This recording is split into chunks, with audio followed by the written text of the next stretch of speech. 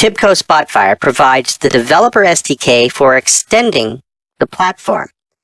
The SDK furnishes developers with key developer resources, including the extension project template, development assemblies, example projects, and the package builder application. The package builder application is special significance because it is essentially used to wrap extensions for deployment. The SDK is actually a series of folders that you can extract from a zipped archive obtained from TIBCO. The unzipped structure of the SDK contains binaries, examples, package builder, starter, templates, and Visual Studio macros folders. Let's discuss what each of these folders contains. In the binaries folder, you'll find the .NET assemblies referenced when you're creating solutions for Spotfire. You'll also find the related IntelliSense files in this folder. In the examples folder, you'll find a wide range of solutions that you can use to at least start addressing typical development scenarios for Spotfire. The solutions are grouped by type. First, there's COM, automation, and this is the inter-application communication using COM. Then there's extensions. In extensions, you'll find, of course, extension, which includes the source code demonstrating ways to automate common tasks, such as refreshing data, configuring visualizations, and managing filtering.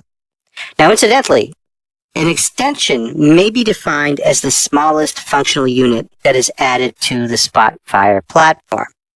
These are functional .NET projects in this folder that address specific tasks for Spotfire web clients.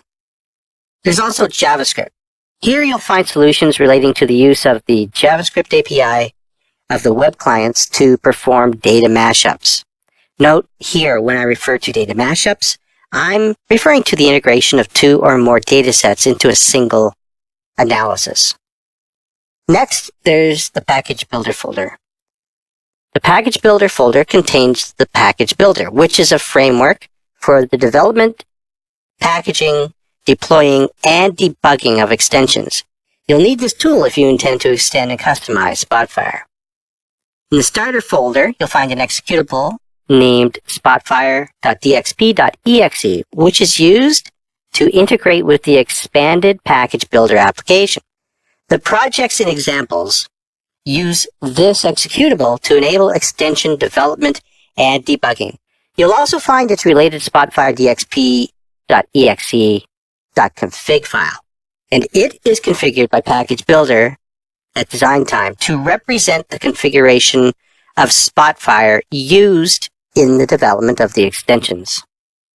In templates, you'll find project templates, and these are templates used in Visual Studio to manage implementation details so you, as the developer, can focus your efforts on extending the platform and not trying to configure a project.